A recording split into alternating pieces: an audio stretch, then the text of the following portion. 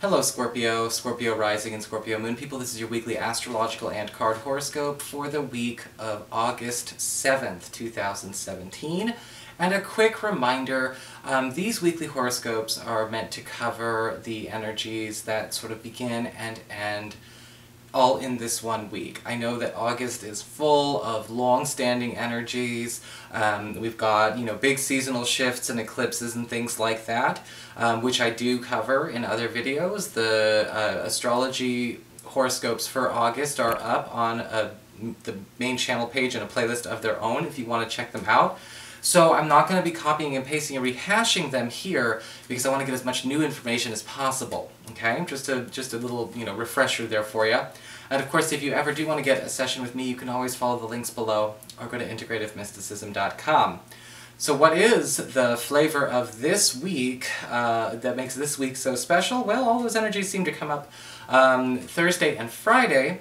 We've got Venus and Mercury in a gorgeous sextile between your 9th house of higher education, government, legal proceedings, travel, as well as broadcasting, connecting to Mercury in your 11th house of friendships and social networking. And we could actually be connecting or reconnecting with friends overseas, or possibly at a great distance, or closing the gap between us and friends at a distance. There could even be an opportunity for travel, or to maybe actually take some kind of trip or plan some kind of big trip to reconnect us as well, being planned out, being hashed out during this time. We may be setting it up. I don't know if we're going to commence with it during the Mercury retrograde that's coming up, but it does look to me like a reconnection is happening there. This could also be reunions with people within our spiritual groups or our academic groups. These could be people from a church or a temple we used to be part of. We could be forming a new spiritual circle, or even, again, reconnecting with people from college and university days. So it seems to be a very nostalgic week for a lot of people. We also have, Thursday and Friday, the Sun in a gorgeous connection with Jupiter between your 10th house of career and your 12th house of your past, your privacy, and your hidden zone. And it looks like a project that you have completed or have had completed for some time, and you did put it out there, but maybe it didn't pick up a whole lot of traction. Maybe it didn't get a whole lot of notice, a whole lot of attention yet. Maybe it was, it hasn't been discovered yet. Starts to really kind of get the gravity that it needs to start being on its own. This could be a publishing project that you had going on. This could be something that you've kind of put out into the ethers as a service, or something you've done for your own business, or something that you've been trying to do to bolster your career or your reputation at the office. Somebody's finally taking notice of this, or more people are finally taking notice after, letting it sit for a little while. So you may actually be surprised to find out that something that may not necessarily seem to have picked up a whole lot right away is kind of now doing its thing. Okay, so there's neighbors outside. We're gonna keep talking. We're gonna keep going. We're gonna keep going anyway. For your spiritual advice, we do have the card of the Swan upright, and the Swan is a card of transition. Whenever I see this, I do think of this as sort of like this deck's version of the Death card.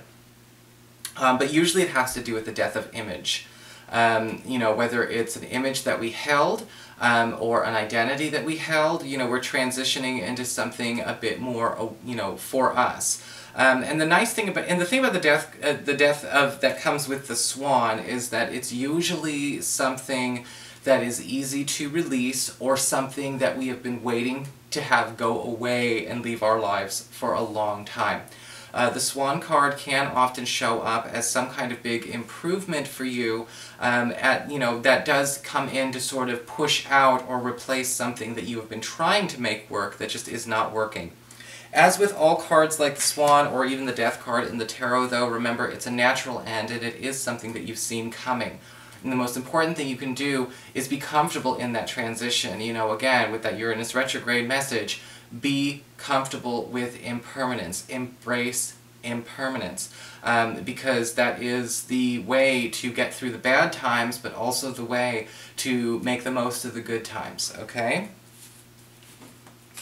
For your Earth sector, when it comes to your work and finances, we do have the Four of Pentacles reversed.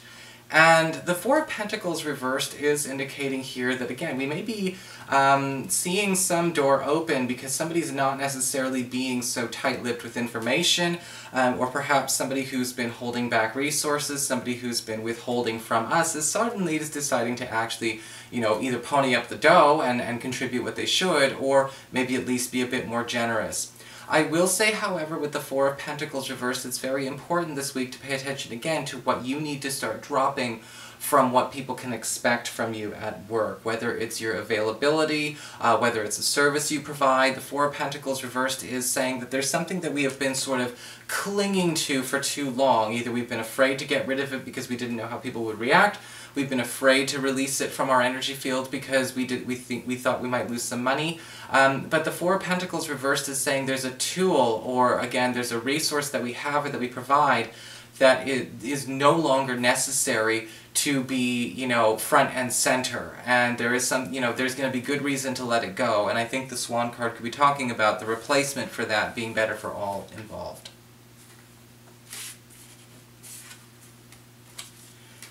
For your communications with air, when it comes to your friends, your relatives, and the others in your life, we do have the High Priestess reversed. And this week, I really do want you to be mindful that you don't take everyone's advice at face value to be the honest-to-God truth.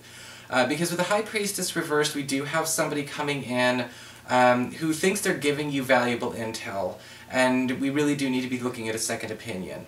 Okay, this could be somebody giving you advice, this could be somebody trying to give you advice or tell you a story about what's going on with another person.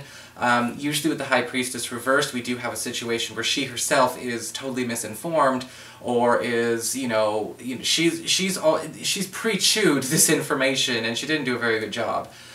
If there's somebody trying to provoke or elicit a reaction or an action to be taken by you with this kind of, behavior, don't. The High Priestess reversed is saying, whether or not this person is trying to be manipulative, she is trying to at least, she's not playing with a full hand right now. She's got a 3. And I think that what you got to be careful with is that you don't end up taking a 3, and going to go win, and try and go, win a poker game, because it's not going to work all by itself. For your challenge this week with fire, we do have the 4 of Cups upright. And this week could be very interesting because I think that with the 4 of Cups, you're going to be noticing that you're feeling a bit nonplussed. There isn't going to be some cacophony of challenges and craziness going on. Far from it, actually. Usually with the 4 of Cups, we have a situation where we're kind of ignoring or not noticing a better opportunity that's in the asking or in the offering to us because we're actually consumed with our own boredom, our own dissatisfaction.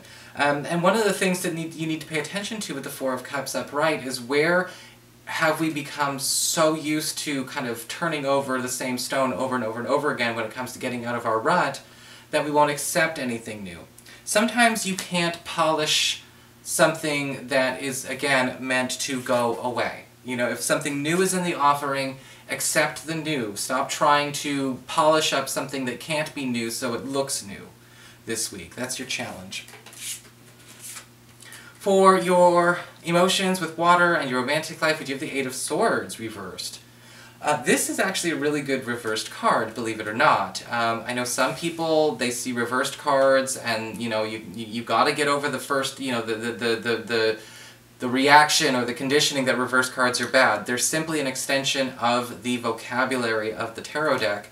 And with the 8 of Swords reversed, we see some kind of, I guess you could say, impediment to your love life being extracted from your life right now. Okay, with the 8 of Swords reversed, this could be issues within yourself personally, or something that's been holding a crush or a partner back from helping move things forward. If it feels like, we hit a good groove for a while, but all of a sudden a lot of, issues came up, and now it feels like the relationship or the marriage is kind of plateaued, or maybe we're single, or we're kind of talking to somebody, but it seems like, it doesn't seem like it's going to get to take off because a person's preoccupied, they're holding themselves back, maybe we're not over somebody, and, you know, we're trying to make a relationship work, but we're not achieving that sense of emotional freedom to actually be right for the relationship.